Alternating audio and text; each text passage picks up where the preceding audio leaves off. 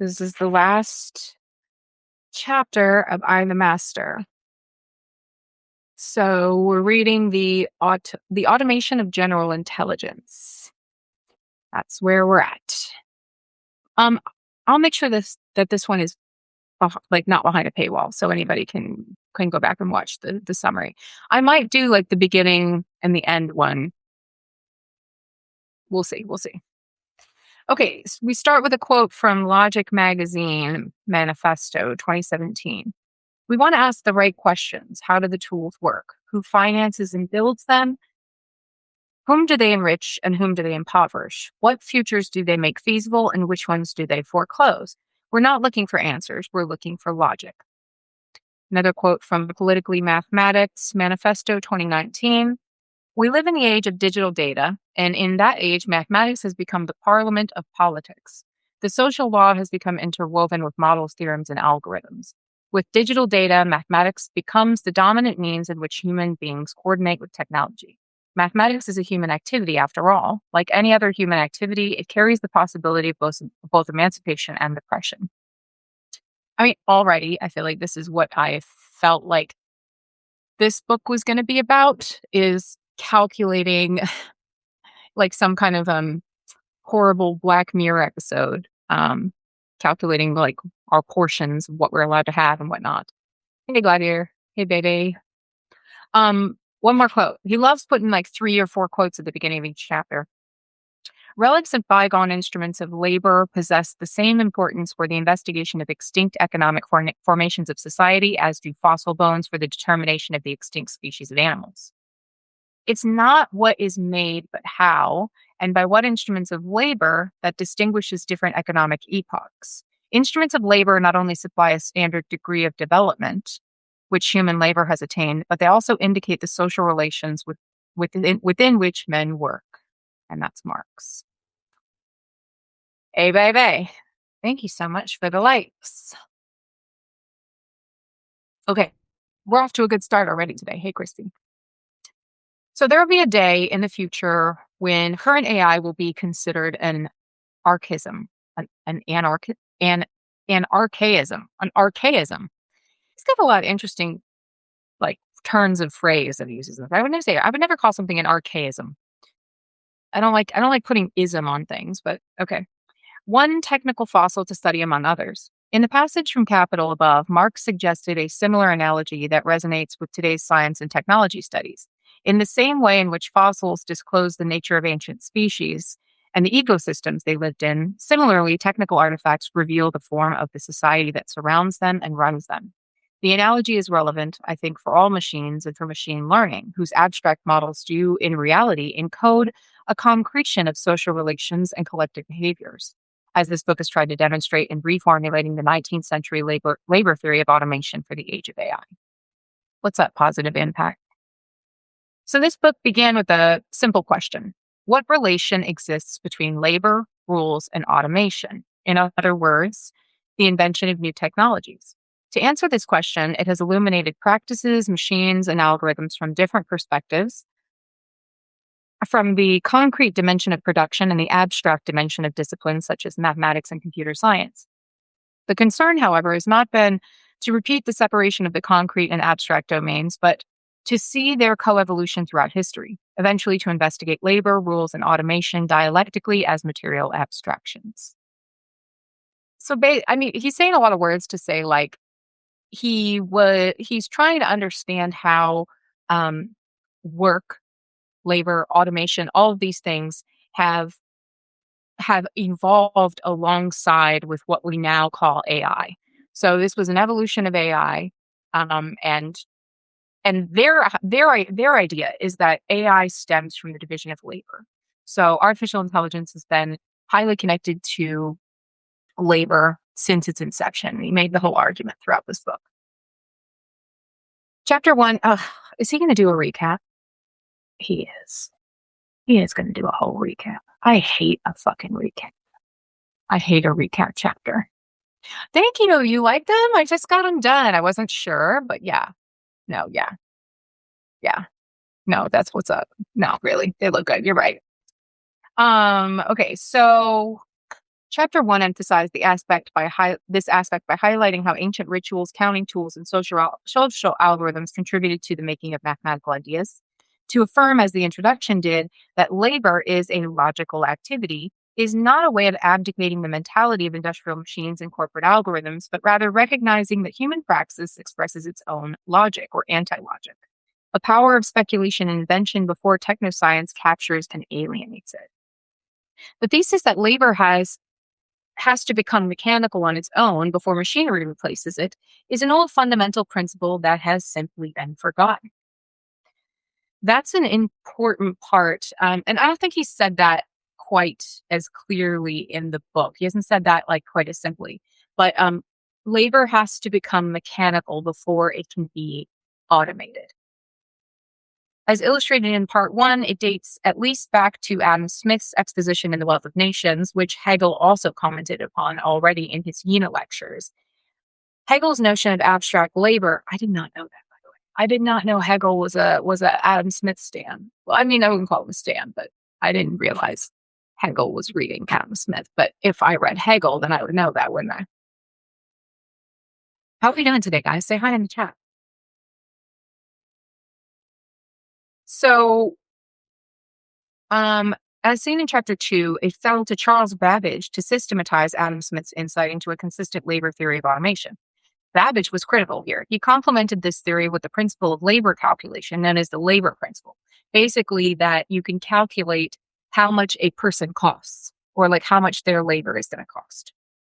Part 1 of this book can be considered an exegesis of Babbage's 2 principles of labor analysis and their influence on the common history of political economy, automated computation, and machine intelligence. Although it may sound anachronistic, Marx's theory of automation and relative surplus value extraction share common postulates with the first projects of machine intelligence.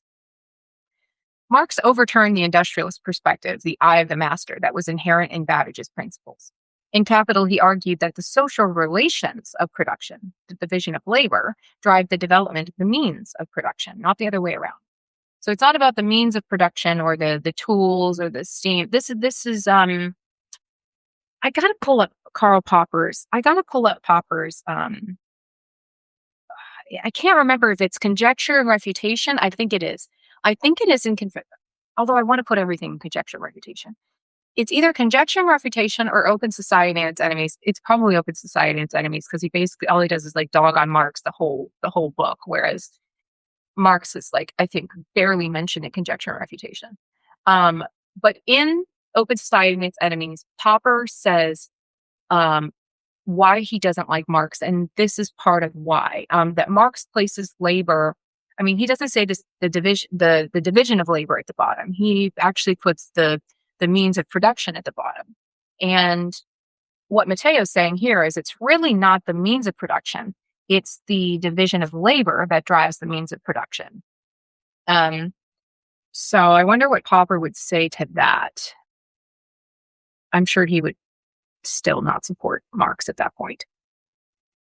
So, and also, I mean, his main argument is that it doesn't operate in isolation. Like the means of production does not operate in isolation. All of this stuff feeds into each other. And so saying that there's like one catalyst for things is, I think Popper's like, no, that can't be true, which is funny considering how he felt about paradigms when Thomas Kuhn came along and was like, oh no, paradigms are, well, he didn't like this about science. He didn't like saying like, oh, scientific paradigms move by a multitude of things. No, he thought science is driven or should be driven through falsification.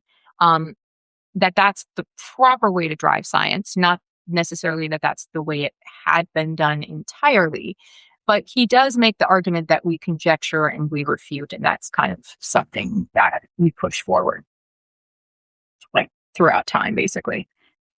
So of these principles of labor analysis, Marx made something else. He considered the cooperation of labor not only as a principle to explain the design of machines, but also to define the political centrality of what he called the general worker.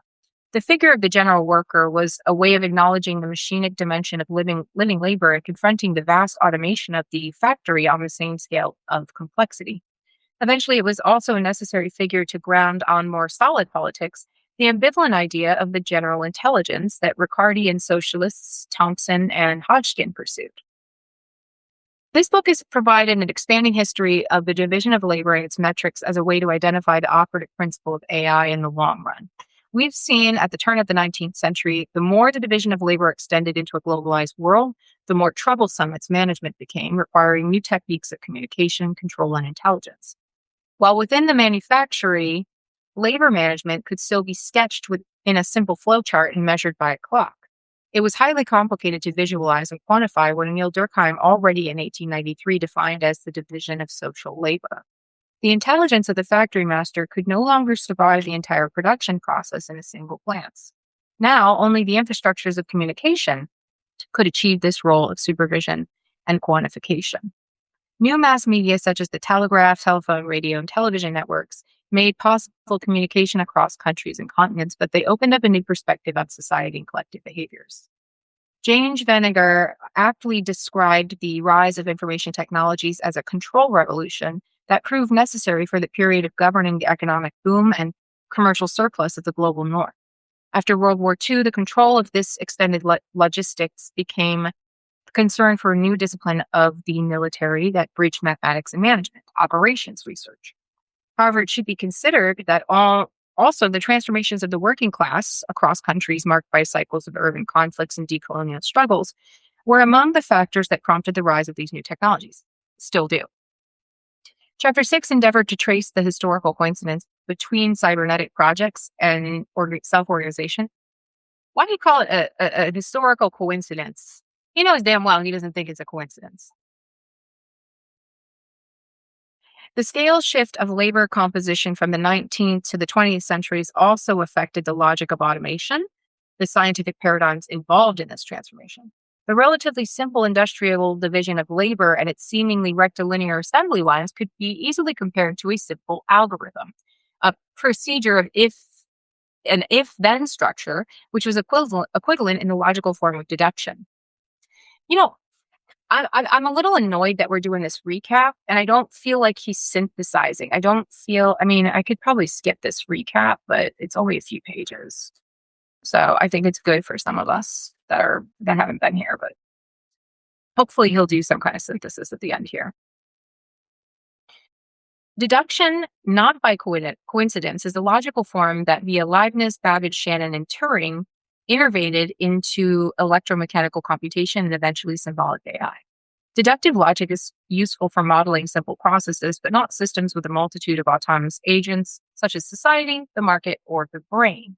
In these cases, the deductive logic is inadequate because it would explode any procedure, machine, or algorithm into an exponential number of instructions. Out of similar concerns, cybernetics started to investigate self-organization in living beings and machines to simulate order into high complexity systems that could not be easily organized according to hierarchical and centralized methods. This was fundamentally the rationale behind connectionism and artificial neural networks, as we heard with Hayek and Rosenblatt. Also, early research on distributed networks of communication, such as ARPANET, which was the progenitor for the internet.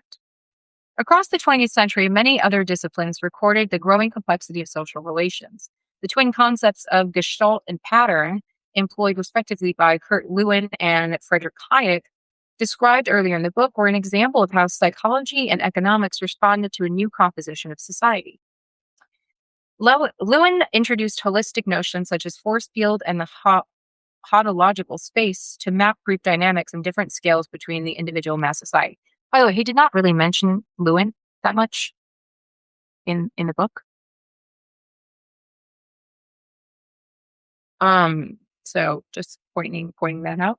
Meanwhile, as we saw in chapter 8, Hayek hijacked the disparate notion of pattern in order to sketch a theory of the market and the mind based on radical individualism. Yeah, I mean, not that he was 1,000% wrong. Like he's not absolutely wrong. But we talked about this with Hayek. The issue is to say that the market is self-organizing when you very clearly have like an impact on it is kind of bogus. Like that's dishonest. Brent, I don't know if he was being dishonest or just being thick. Like it's hard to know because it's like, how do you not know? Never mind. French thought has been particularly fertile and progressive in this direction. Philosophers Bachelard and Lefebvre proposed, for example, a method of rhythm analysis. Did he mention this? I don't feel like he mentioned rhythm analysis very much at all. A study of social rhythms in the urban space, where Lefebvre described the four typologies of arrhythmia, polyrhythmia, eurythmia, and isorhythmia. In a similar way, French archaeology engaged with the study of expanded forms and social behavior in ancient civilizations. The paleoanthropologist André Leroy-Gourhan, together with others, introduced the idea of the operational chain to explain the way prehistoric humans produced utensils. At the culmination of this long tradition of diagrammatization of social behavior, Deleuze wrote his famous postscript on society of control, which declared that power was no longer concerned with the discipline of individuals, but the control of individuals. That is, the fragments of an extended and deconstructed body. Lewin's force fields, Lefebvre's urban rhythms, Deleuze's individuals can be seen as predictions of the principles of algorithmic governance, which have established the network society and its vast data centers since the 1990s. The 98 launch of Google's PageRank algorithm, a method for organizing and searching chaotic hypertext of the web, is considered by convention the first large-scale elaboration of big data from digital networks. These techniques for network mapping have become nowadays ubiquitous. Facebook, for instance, uses the Open Graph protocol to quantify the networks of human relation that feed the attention economy of its platform. The U.S. military has been using its own controversial techniques of pattern of life analysis to map social networks in war zones and identify targets of drone strikes, which, as known, have killed innocent civilians. More recently, gig economy platforms and logistics giants such as Uber, Deliveroo, the fuck is Deliveroo? Wolt, and Amazon started to trace their fleet of riders and drivers via geolocation apps. All these techniques are part of the new field of people analytics, also known as social physics or psychographics, which is but the application of statistics, data analysis, and machine learning to the problem of labor power in post-industrial society. Hi, Antonia.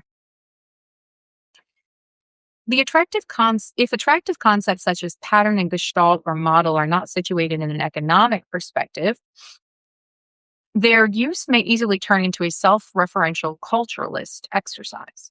The division of labor, as much as the design of machines and algorithms, are not abstract forms per se, but means for measuring labor and social behaviors and discriminating people according to their productive capacity.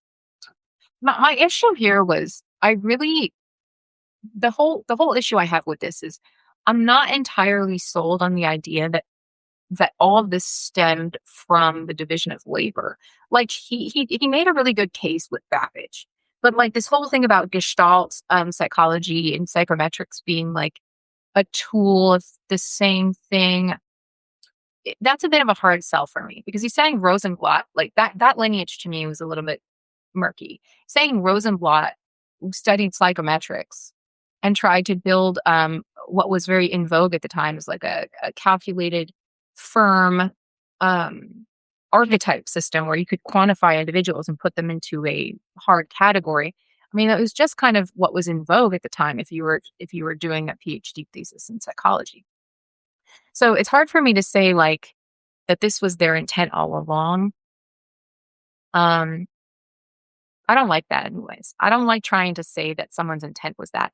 Now, Babbage, when you read Babbage, you can tell that he's like, yeah, this is going to be good for everybody. It's going to be good for the factory because we're going to be able to like not have as many workers. Like Babbage was straight up about it. Although I feel like Rosenblatt wasn't, and it's a bit of a stretch for me.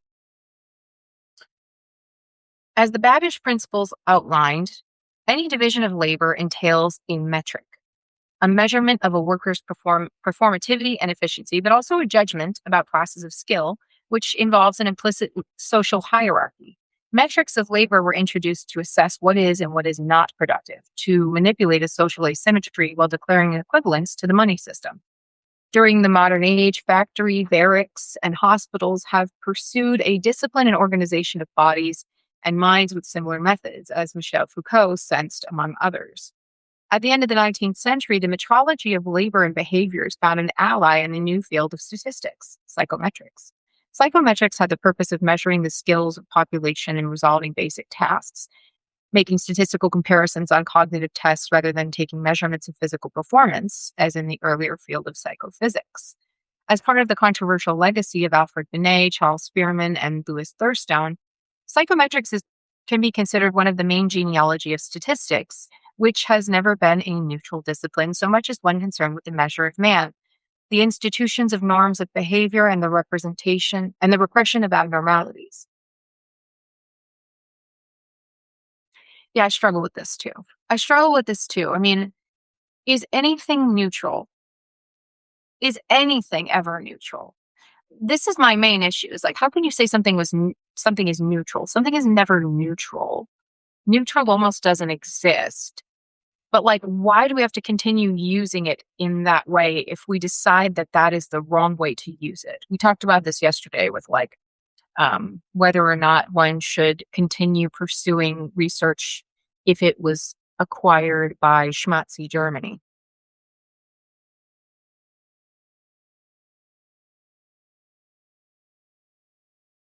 The transformation of metrics of labor into psychometrics of labor is a key passage for management and technological development in the 20th century. It's telling that in designing the first artificial neural network, perceptron, Frank Rosenblatt was not only inspired by theories of neuroplasticity, but also tools of multivariate analysis that psychometrics imported from US psychology in the 50s. Okay. From this perspective, this book attempted to clarify how the project of AI has emerged from the automation of psychometrics of labor and social behaviors rather than the quest to solve the enigma of intelligence. No, see, this is where we have issue because they did think they were solving the enigma. Like that, what they were doing, why else would they be doing psychometrics if they didn't think that was solving the enigma? Now, when you are doing research, when you're doing empirical research, let's say, maybe even theoretical research, but you're doing, all research. When you're doing research, almost no one starts out going, well, I hope to improve this a tiny bit. Everybody has lofty ambitions. I'm going to solve X. Like that's just what you do. You try to reach for something big. Otherwise, why would you do it? Not only that, you will not get funded to do it. Like you have to reach for something kind of big. So this is a beef of mine with this book. I don't know if I'm going to have it on podcast either. Not sure. Not sure. I need some time to think about it. Hey, Jared.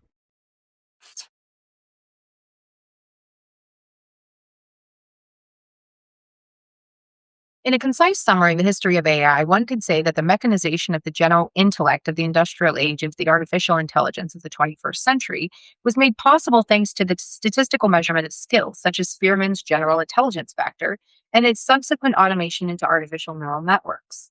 If in the industrial age, the machine was considered an embodiment of science, knowledge, and the general intellect of worker, in the information age, artificial neural networks became the first machine to encode general intelligence into statistical tools.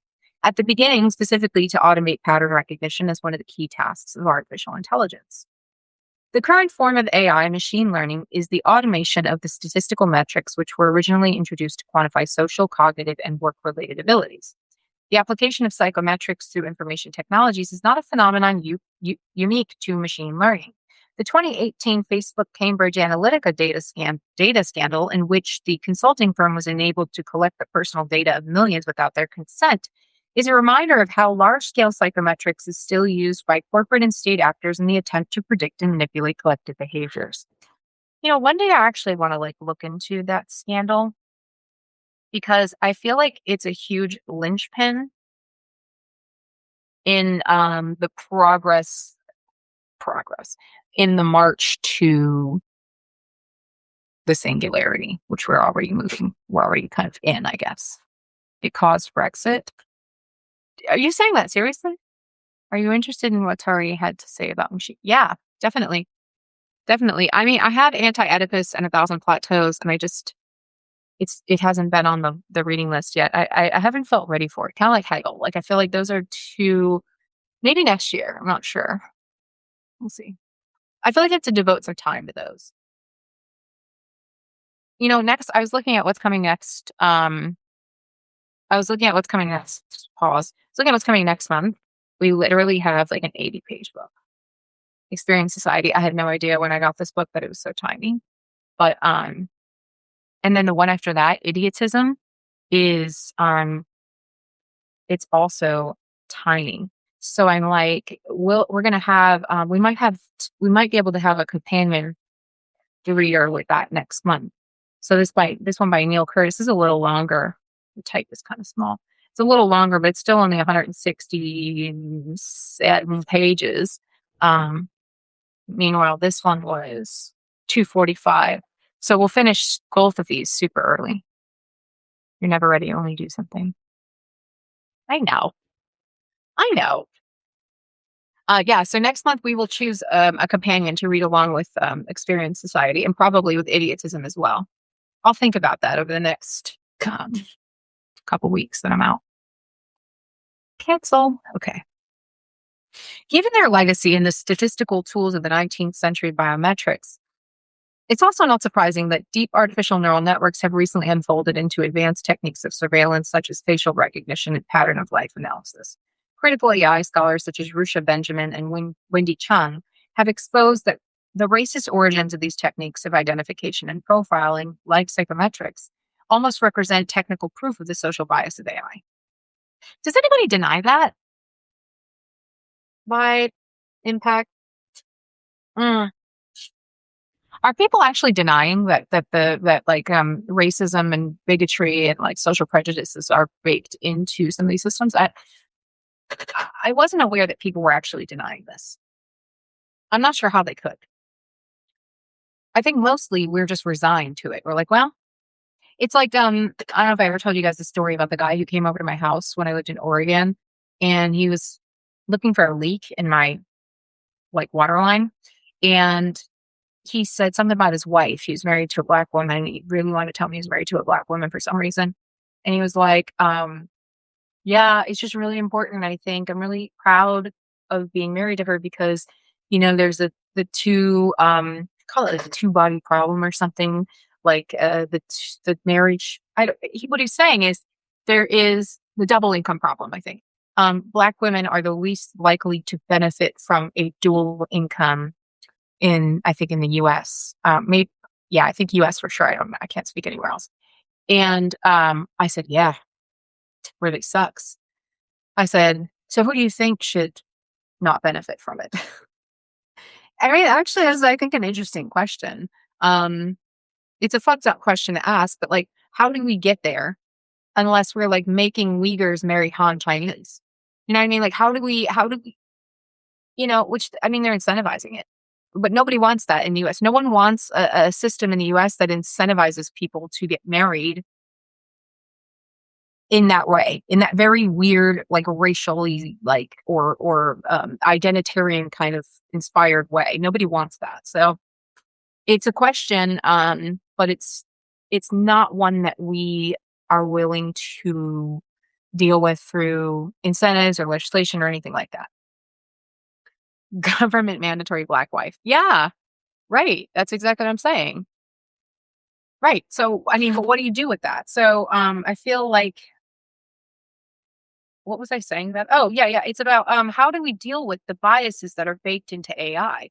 So AI has bias baked into it, but if you pull that bias out, you're just pulling out one bias. You're not pulling out all the potential biases.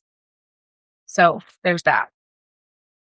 So they have identified, Chun and Benjamin have identified the power of discrimination at the core of machine learning and how this aligns with the apparatuses of normativity in the modern age, including questionable taxonomies of medicine, psychiatry, and criminal law. The metrology of intelligence pioneered in the late 19th century with its implicit and explicit agenda of social and racial segregation still operates at the core of AI to discipline labor and replicate productive hierarchies of knowledge. The rationale of AI, therefore, is not only the automation of labor, but the reinforcement of these social hierarchies in an indirect way. Yeah, yeah. By implicitly declaring what can be automated and what cannot, AI has imposed a new metrics of intelligence at each stage of its development. But to compare human and machine intelligence implies also a judgment about which behavior or social group is more intelligent than another, which workers can be replaced, and which cannot.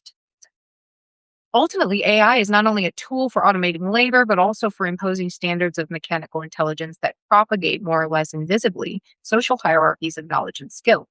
As with any previous form of automation, AI does not simply replace workers, but displaces and restructures them into a new social order.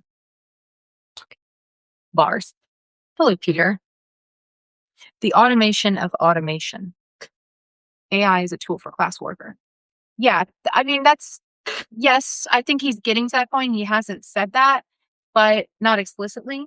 But when you look at the lineage that he's trying to illustrate, it's like it's been that way it's baked into it all along.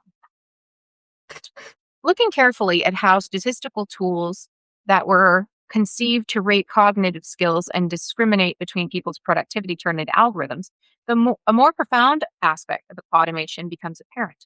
The study of the metrology of labor and behaviors reveals that automation emerges in some cases from the transformation of measurement instruments themselves into kinetic technologies. Tools for quantification of labor and social discrimination have become robots in their own right.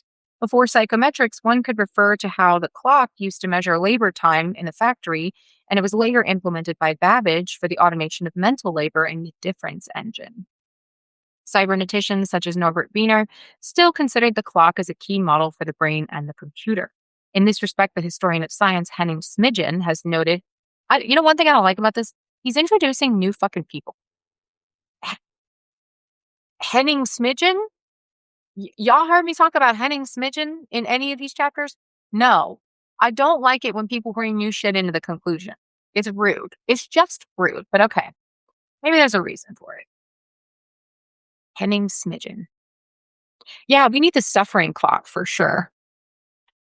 Let me fix this shit. Okay. Henning Smidgen has noted how the chronometry, he loves putting the METRY suffix on everything. We're excited. Yeah, he's got new footnotes in the conclusion, is all I'm saying. If you've got new fucking footnotes in the works cited, bro, what is you doing? Too much is what you're doing.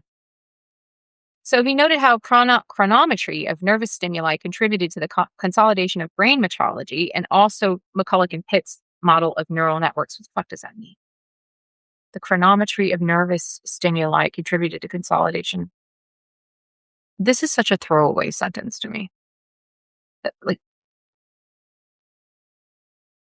the theory of automation, which this book illustrated then, does not only point to the emergence of machines from the logic of labor management, but from the instruments and metrics for quantifying human life and making it productive. He could have used an example that he used previously. It's Goodhart's law. Anytime you measure something, it ceases to become a good unit of measurement, like a good target for measurement. Like you can't, or a target. Anytime something becomes a metric, it ceases to become a good target. No, vice versa. Anytime something becomes a target, it ceases to be a good metric. That's Goodhart's law. And I feel like that's what's being said here, is that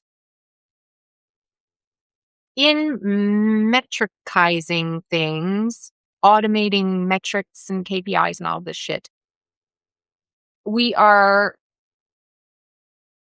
automating shit. I mean, that's like such an obvious thing.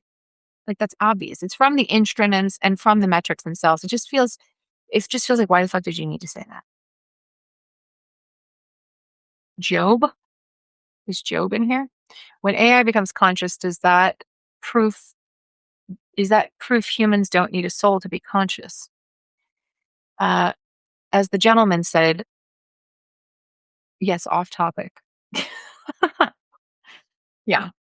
I'll let you guys handle that. You guys seem to be having fun with that one. Hey, James.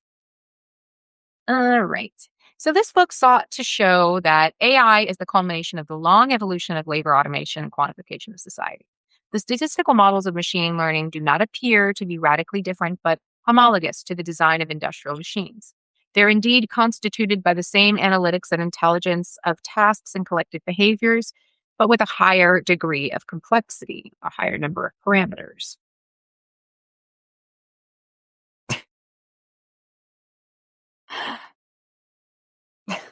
You guys are funny.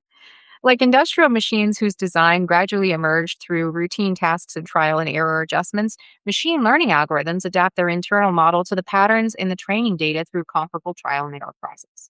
The design of a machine, as well as the model of an algorithm, can be said to follow a similar logic. Both are based on the imitation of an external configuration of space, time, relations, and operations. In the history of AI, this was true of Rosenblatt's perceptron, which aimed to record gaze movements and spatial relations of the visual field, as of any other machine learning algorithm today. Okay. Again, like I feel like a lot of this is so redundant. I'm just like, labor automation, AI, labor automation and the quantification of society is AI. Duh. Whereas the industrial machine embodies the diagram of the division of labor in a determined way, machine learning algorithms can imitate complex human activities. Although with problematic levels of approximation and bias, a machine learning model is an adaptive artifact that can encode and reproduce the most diverse configuration of tasks. For example, one and the same machine learning model can emulate the movement of robotic arms and assembly lines as much as the driver's operations in a self-driving car. The same model can translate between languages as much as describe images with colloquial words. The rise of large foundation models in recent years, BERT, GPT, CLIP, Codex, demonstrate how one single deep learning algorithm can be trained on one vast integrated data set, which is whether it's text, images, speech, structured data, 3D signals, and used to automate a wide variety of so-called downstream tasks. For the way in which they have been built on large repositories of cultural heritage, knowledge, and social data, large foundation models are the closest approximation to the mechanization of the general intellect, which is envisioned in the industrial age. An important aspect of machine learning was that the foundational models demonstrate that the automation of individual tasks, the codification of cultural heritage, and the analysis of social behaviors have no technical distinction. They can be performed by the one and same process of statistical modeling. That's interesting. I hadn't thought about that. That these kind of three processes that he named are different, and he's like, we codify them in exactly the same way. He says individual tasks, cultural heritage, and social behaviors are all used and analyzed and replicated and simulated through the same algorithms, which seems wild, really. I think we'll look back on this and go, well, that was crude. Like, how crude of us to just think you could run everything through the same type of algorithm, the same type of perceptron. Machine learning can be seen as the project to automate the very process of machine design and model making, which is to say the automation of labor theory of automation itself. In this sense, machine learning and specifically large foundation models represent a new definition of the universal machine, for their capacity is not just to perform computational tasks, but imitate labor and collective behaviors at large. It's the stretch of instrument rationality. Yeah. I'm not off topic. It is the final question that will be asked of conscious AI. Job, I think what they're saying is it's not really relevant to this book because what the author is concerned about in The Eye of the Master is not whether the master's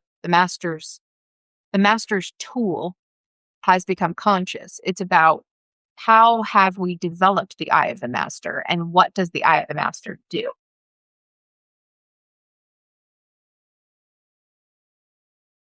You dig? The breakthrough that machine learning has come to represent is therefore not the automation of statistics, as machine learning is sometimes described, but the automation of automation. Bringing this process to the scale of collective knowledge and cultural heritage. Machine learning can be considered as the technical proof of gradual integration of labor automation with social governance. Emerging out of the imitation of the division of labor and psychometrics, machine learning models have gradually evolved towards an integrated paradigm of governance that corporate data analytics and its vast data centers will well exemplify. At this point of analysis, it's important to mention that intrinsic limits affect the current form of machine learning. In a paper published in September 2021, Neil Thompson and other computer scientists argue that the error correction techniques of deep learning have reached a computational limit and are unable to grow without paying exorbitant costs of hardware and energy resources, which are not even big corporations could afford. The issue of computational explosion, which cyclically reappears in the history of AI, this time affects artificial neural networks. These findings, which can be generalized to other algorithms and error correction techniques, simultaneously prove that the intelligence explosion of AI is a mirage. As such, when critical theory engages with the cartoonish campaigns to discover the alien intelligence hidden in the black box of AI, it often neglects this logical limit. What scholars perceive as an alien intelligence is more prosaically the game of statistical correlations at a very large scale. There's no evidence of a singularity phenomenon in this game of correlations, and given its computational constraints, current AI runs no risk of becoming the malevolent superintelligence which Oxford scholar Nick Bostrom has warned. Okay, so when people, particularly this author, think of the singularity, they're thinking of like a single event where AI becomes conscious, becomes super intelligent. But I think most people, including Nick Bostrom, would argue that the singularity is a process. It's a gradual becoming, and we're in it. It's like, I mean, it's the David Foster Wallace thing. Like, he's like, what, water doesn't exist and we're fish. It's like, bro, I hate to tell you this, but like everywhere is the singularity. I don't know what you guys think about this. What do you guys think about the singularity? The singularity is just capitalism. Yeah, like this is the Landian thing, which I think a lot of people agree with Nick Land's idea that the market and capitalism as it exists is artificial intelligence. I think this is a very popular opinion, or growing in popularity at least.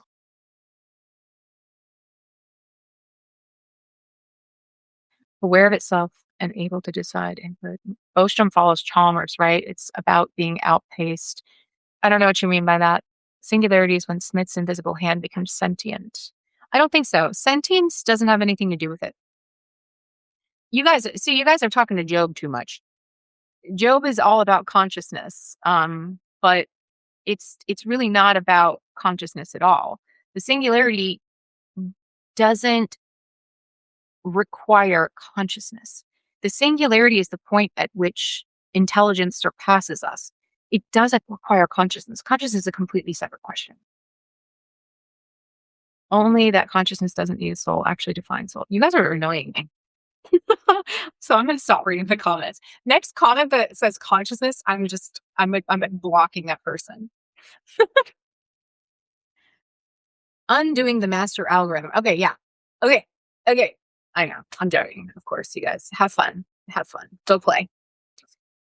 Given the growing size of data sets, the training costs of large models, and the monopoly of cloud infrastructure that's necessary to host such models by Amazon, Google, Microsoft, and their Asian counterparts, Alibaba and Tencent, it's become evident to everyone that the sovereignty of AI remains a tough affair on a geopolitical scale.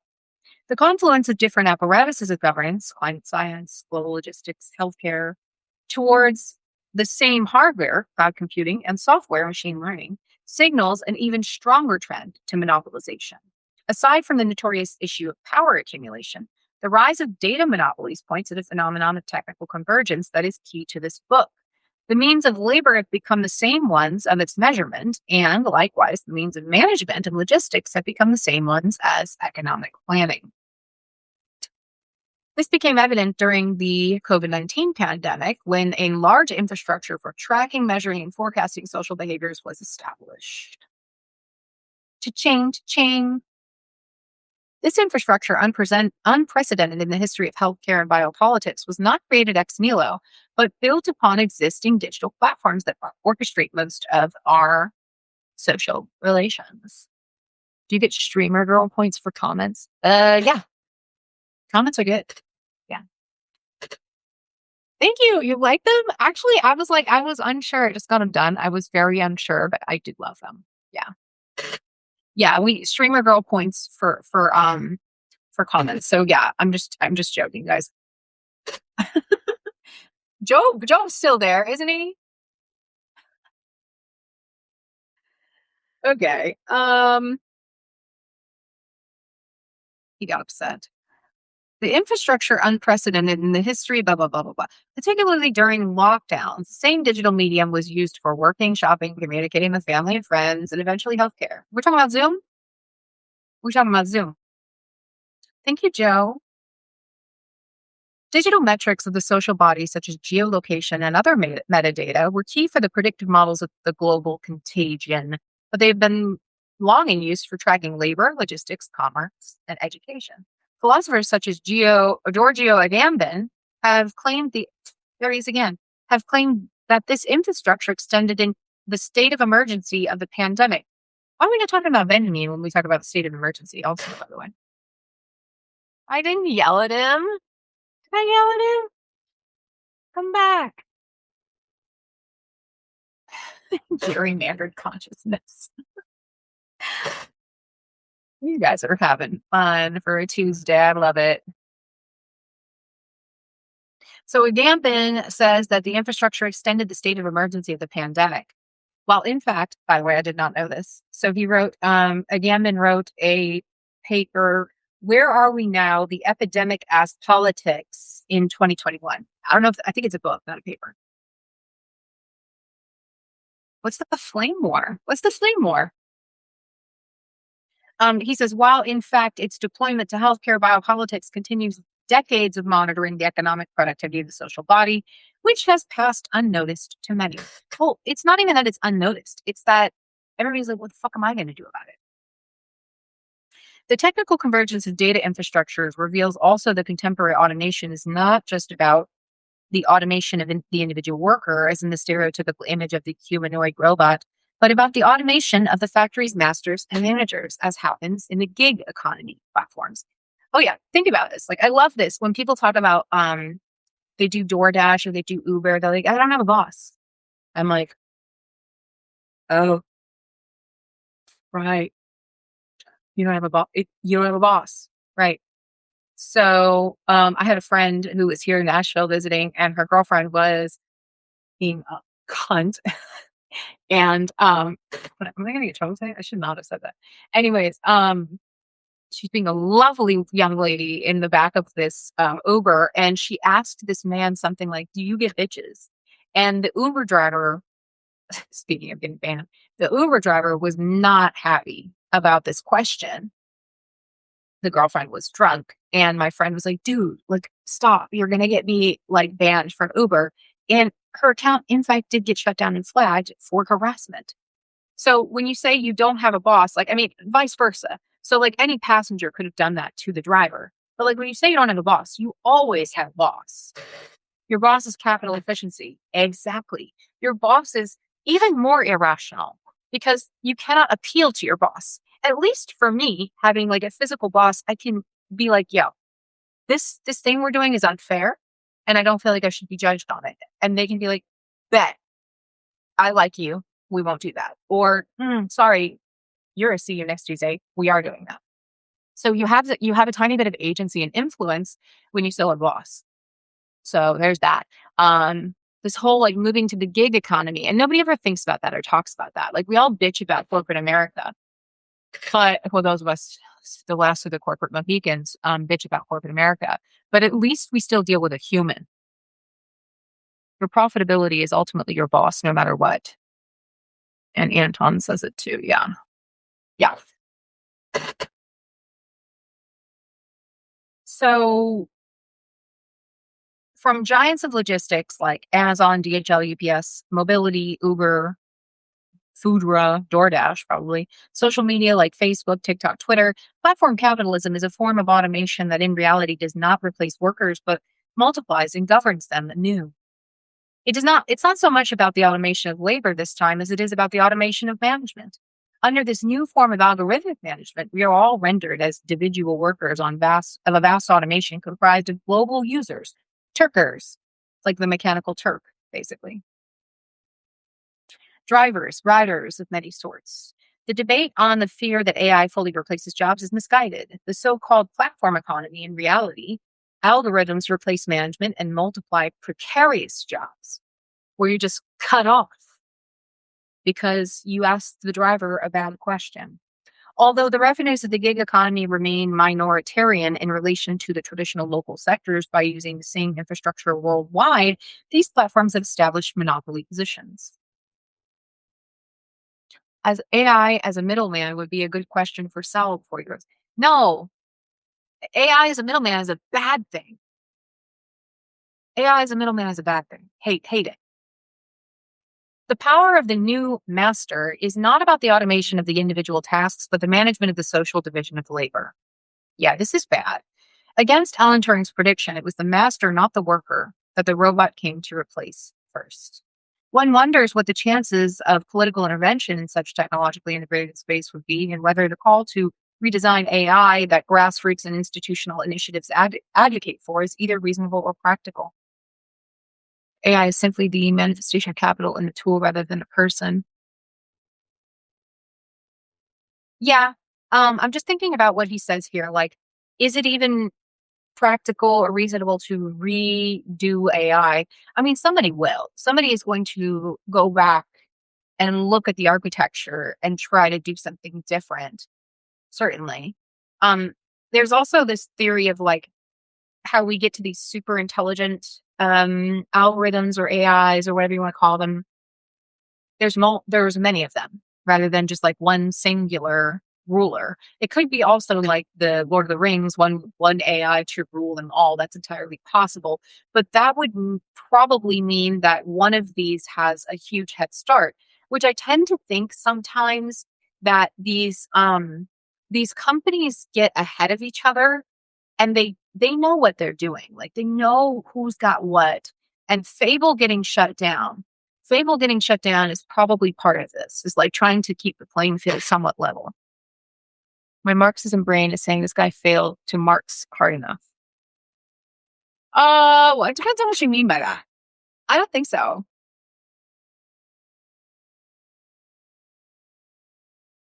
This call should first respond to the more pressing question: how is it possible to redesign large-scale monopolies of data and knowledge?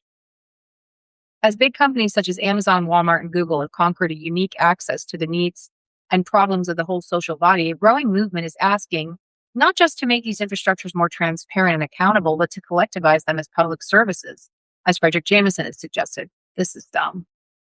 This is not the vibe. This is not the, well, let me think about it before I just say it's dumb. I'm trying to think about how choke point capitalism responds to this.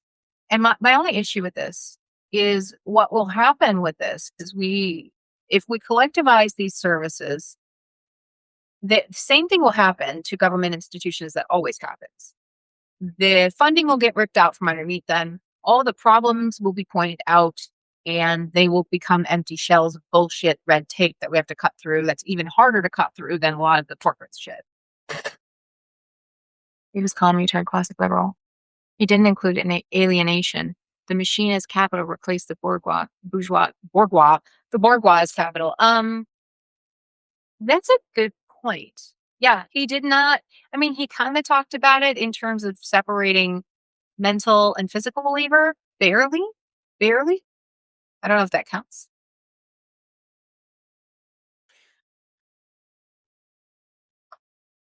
But what would be a different way to design such alternatives? As the book's theory of automation has suggested, any technology and institutional apparatus is a crystallization of a productive social process. Problems arise because crystallization ossifies and reiterates past structures, hierarchies, and inequalities. To criticize and deconstruct complex artifacts such as AI monopolies, first we should engage with a meticulous work of deconnectionism, undoing, step by step, file by file, data set by data set, piece of metadata by piece of metadata, correlation by correlation, pattern by pattern, and the social and economic fabric that constitutes them in origin. This work is already being advanced by a new generation of scholars who are dissecting the global production pipeline of AI, especially those who use methods of action research. I am not familiar with this. Notable among many others are Lily Irani's Turkopticon platform, used for interrupting worker invisibility, and the gig platform Amazon Mechanical Turk. Adam Harvey's investigation of training data sets for face recognition, which exposed the massive privacy infringements of AI corporations in academic research.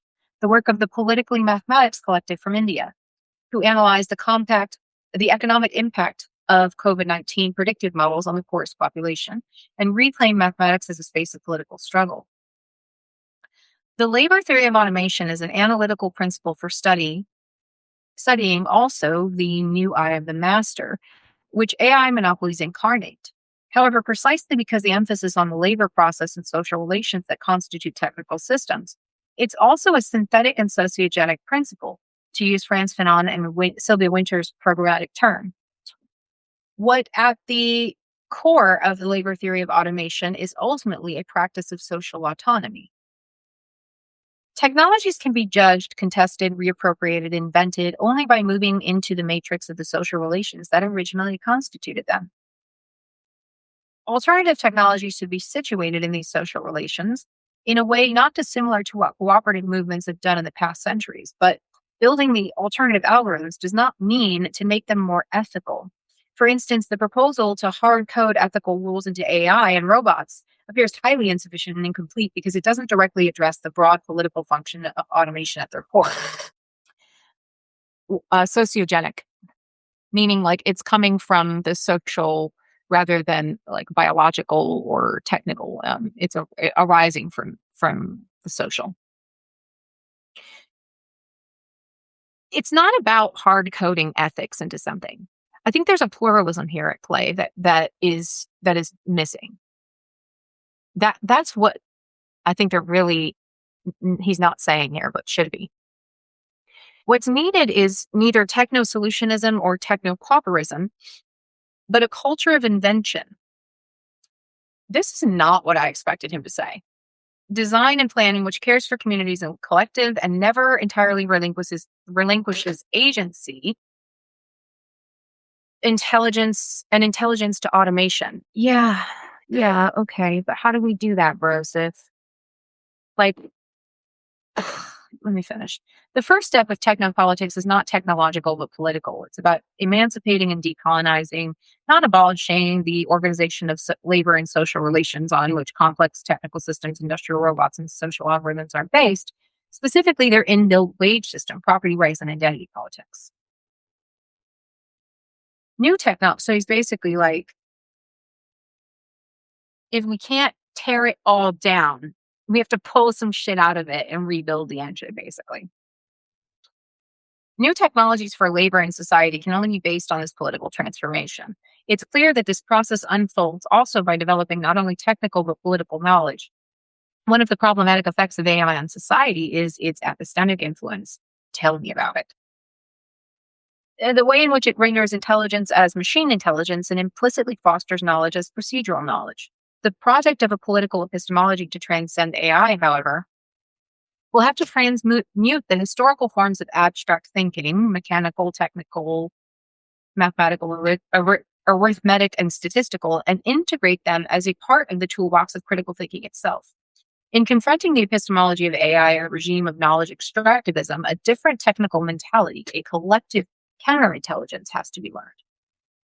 Okay, I'm actually not mad at the conclusion of this book because I feel like he did a lot of this. Like, I mean, his argument is, I think a lot of Marxists haven't done the technical work. I think a lot of Marxists would benefit from reading this book, actually, I think, because it may not break down all the technical aspects entirely, but if they don't have a clue what we're dealing with here, then I think there's nothing to be done. There's nothing that can be done.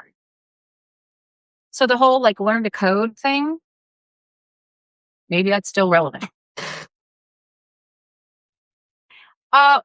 This book wasn't my favorite, but I think I'll be able to glean some insights from it for us for July 5th.